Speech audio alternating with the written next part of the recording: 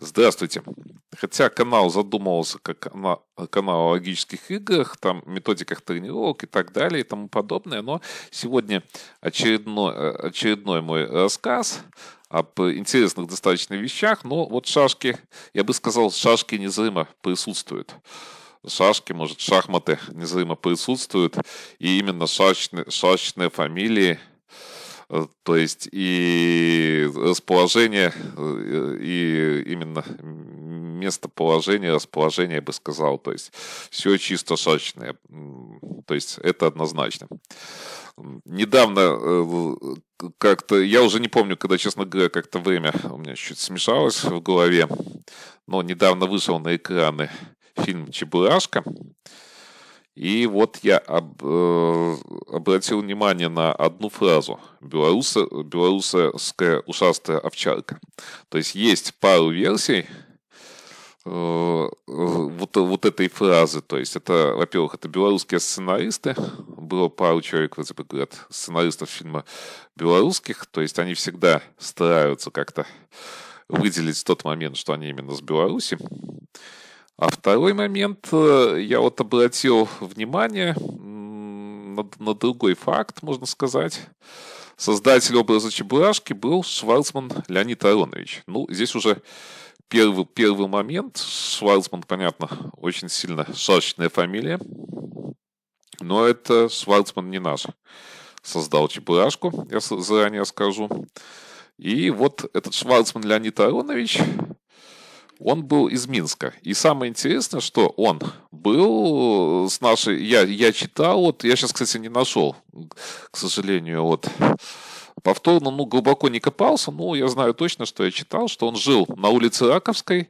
Это там, где расположена наша с Дюшор по шахматам и шашкам. И второй момент...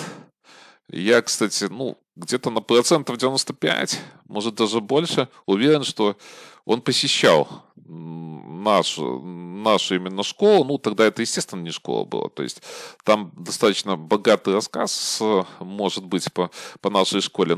Я посмотрю как-нибудь тоже. Возможно, если дойдут руки, можно сказать. Хотя эта фраза не совсем правильная. Дойдет моя голова, наверное. Это некрасивая фраза, но вот она наиболее точно отвечает этому моменту. То есть, если вот дойдет дело до описания вот школ, в которой мы находимся, истории, то все будет тоже достаточно интересно. И у меня там пару историй тоже, кстати, очень интересных есть на эту тему. Поэтому я, может, как-то расскажу.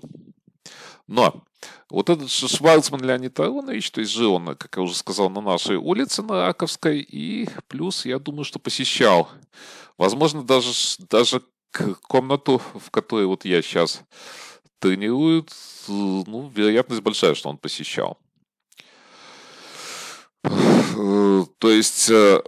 Я чуть-чуть вас заинтриговал, наверное. Кто-то историю знает. То есть, наверное, вот кто именно белорусских шашистов я сильно не заинтриговал. То есть, историю школы знают нашей. И вот, значит,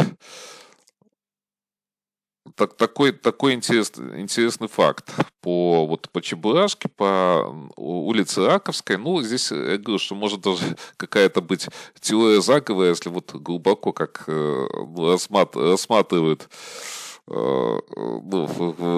где-то на каких-то каналах, очень много каналов, конечно, сейчас вот есть телевидение, рассматривают, конечно, интересные вот такие даже теории бывают. То есть как-то все связано с шашками. И если честно, вот я бы не узнал об этом факте, как-то не обратил бы внимания. Сразу вот фамилия Шварцман. Появилась фамилия Шварцман, и если понятно, что чисто в шашечном плане я, то есть, не знал, то есть, фамилию Шварцман, то, наверное, я бы не обратил на это внимания. Но вот как-то так вот получилось, и я узнал, что именно создатель Чебурашки жил совсем рядом с нашей спортивной школой. Вот такой интересный факт. Дальше. Давайте мы будем смотреть чемпионат Нидерландов. То есть прошел чемпионат Нидерландов по стоклеточным шашкам. И вот пару интересных фрагментов было. Давайте посмотрим. Значит, Бен Провост играл с Герлофом Колком. По-моему, вот с Колком, не знаю, по-моему, встречались мы когда-то играли за доской. Вот, к сожалению, вот не могу вспомнить по имени. Колк, то есть я точно играл с Колком, но вот тот ли Колк, с которым я играл, это тоже сложный момент. Ну ладно, давайте будем смотреть партию. Здесь Бен прошел 47-42, но вот здесь вот как раз то очень интересный момент есть. 40-34. То есть, вроде бы и надо так ходить 12-17, то есть идея такая, что идет вот эта вот идея, если сюда, то, естественно, тут удар такой идет, и с последующими проблемами с этой шашкой очень большими. Ну, а если вот именно ходить 12-17 и есть угроза, ну, давайте я, допустим, сюда пойду. Вот это вот угроза, чтобы показать вам. То тогда вот этот суперход 23-18. Это, кстати, все есть на турной базе. То есть, но вот эту идею я видел без турной базы, я честно скажу. Когда-то видел, но уже не могу вспомнить, когда я видел эту идею. И вот напада 22-28 ходим. И вот такая вот интересная тактика. Вот это все могло в практике, чем оно полезно, не полезно, а красиво. То, что это было в практической игре, могло быть в практической игре. И вот если бы такой сценарий был, я, то есть уверен, наверное, на процентов 90, что все бы это было. Потому что здесь, конечно, какой-то у меня момент есть, можно, но все-таки так отдать. И сюда. Вот такая позиция, конечно, у белых достаточно хорошая здесь получается, поэтому вот так вот. Но могу от 23 еще раз. Давайте на 23-18. И вот такая вот позиция. Далее. Так.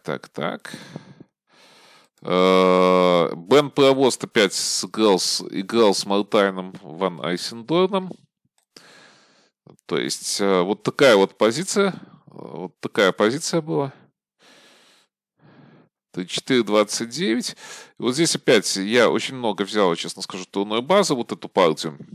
Ту идею, как я уже говорил, я видел практически, потому что я смотрел, тоже анализировал партию. Там были, ну, некоторые моменты интересные для меня, поэтому я ее анализировал, скажу честно. Ну, вот здесь вот я анализировал, ну, давайте посмотрим. Здесь 43-38 было, то есть отказали они во всех острых вариантах здесь. Ну и так далее. Вот здесь вот ничейная позиция получилась. Но давайте посмотрим 31-26. И вот здесь вот интересная очень идея. Было на 23, то есть угроза идет на 30. И вот если 43-38, то 7-12. Опять идет угроза. То есть понятно, если на этих ходы как-то ходить так, то получается вот эта вот идея, то есть угроза. А если на 31, то получается вот эта тактическая идея. Вот такие вот интересные партии. Так, и здесь, если 21-26, ну, есть уж еще вот ход 33-8, тоже 31-26, и тогда вот эта вот тактика есть. Ну, вот так, с такой идеей. И хочу вам показать очень интересную партию, на мой взгляд. То есть, очень интересная партия, техническая партия. Это Ян Гранендайк играл с Антоном Ван Беркером. Я постараюсь вам чуть прокомментировать ее. Мне очень партия, честно скажу, понравилась. То есть, ну, там тактические идеи интересные в тех партиях были. Действительно, для практической игры очень интересно. Но вот здесь вот все технически очень, очень хорошо было. И я, честно скажу, получил эстетическое удовольствие от этой партии. Просто эстетическое удовольствие. 19-23. Ну, вот здесь вот стандартно все развивается. 14-19. Ну, и здесь понятно, что надо как-то вырываться с этой вот позиции. То есть надо 29-24 и оставлять вот эту сильную шашку и играть уже с учетом того, что вот сохранять вот эти плохие шашки, играть с учетом этой сильной шашки. 29-24. Ну, все логично, да, было. Логично, 25, 15-20, ну вот здесь вот 15-20, я не уверен, что лучший, конечно, ход 15-20. Возможно, что какие-то все-таки 4-10, потом далее, может, размены должны быть. Но 15-20 идея какая, наверное, что думал он где-то здесь 39 пошел, возможно, что вот эти вот ходы какие-то думал сделать и с разменами. Но здесь, конечно, есть вот этот вот момент. И я думаю, что вот именно Антон не захотел играть вот эти позиции. Потому что, конечно, шашки странновато вот это смотрится, плоховато. То есть, хотя, наверное, можно было как-то играть вот эту позицию. Я думаю, надо было на эту позицию идти. То есть 13-19, 44. Ну вот, если играть классику, понятно, что нету здесь ни олимпиков, ни шашки на 6. И это будет достаточная проблема. То есть Ян покуда отбивается. Ну вот, все-таки решил он поменять эти шашки. И вот, смотрите, вроде бы простая позиция. 37. Ну, ясно, что он подводит. Для чего эту шашку подводит? Чтобы как-то при случае вот этих вот подводов 12, 18, 4, 9, то есть пойти на 28, чтобы не было вот этого размена. То есть 5, 10, 38, 39. Ну, уже идет такой вывод, вот смотрите, тоже важное построение. То есть вывод шашек, возможно, что 33, 29 и 32, 28. То есть занимает пространство. Очень покуда так интересно играет, я бы сказал. Ну вот, другое построение, чуть-чуть, Т4-29. Что я хочу сказать, что вот если кто-то молодежь смотрит, в принципе, вроде бы сочетание, да, нас тренера учат сочетанию, но если его не использовать, то вот как и получилось в этой, собственно говоря, партии, очень сильные шашки, то есть они в центре, и они мешают черным шашкам ходить. Поэтому вот такая вот позиция получилась. Допустим, 12-18, 32, теперь угол зайдет на 29, 20, 25 и 40, 35. Вот видите, он занимает все ключевые практически ключевые поля, и позиция уже у Антона очень плохая, конечно, я считаю. Видите, сюда 14, ну, пытается он поменять, но правильно, Ян вот играет конкретно на эту слабость, сейчас на одну слабость, то есть не надо, видите, сейчас уже идет поддержка 27-й шашки при случае, 12, ну вот 40-34, вот она хитрость, смотрите, в чем эта хитрость? В том, что если, вот как сейчас пошел, получается, ну, надо, наверное, ходить, надо меняться, потому что в принципе, хочется, чтобы вот эти заиграли две шашки. Тогда 18-22 и перемена плана идет, видите? 35-30, 16. Ну и вот опять он все центральные поля, то есть практически здесь вот захватывает. Круговое построение у него, вот видите, пошел он тут на эту позицию. Ну, я не знаю, позиция может где-то может что-то тут и есть, конечно, у черных, но, по крайней мере, вот так вот она завершилась, партия. Но я считаю, что технически кому-то может не понравилось, но мне очень сильно понравилось. То есть есть и перемены плана, видите, и вот построения такие в партии. Мне очень понравилась эта партия, поэтому тут, конечно, я какой-то получил, честно говоря, вот от этой именно партии получил эстетическое удовольствие от техники в этой партии. То есть перемена, вот видите, идет 40-34, перемена плана и захват сейчас кругового поля, который, в принципе, явился решающим практически фактором вот в этой позиции. Итак, сегодня заканчиваю.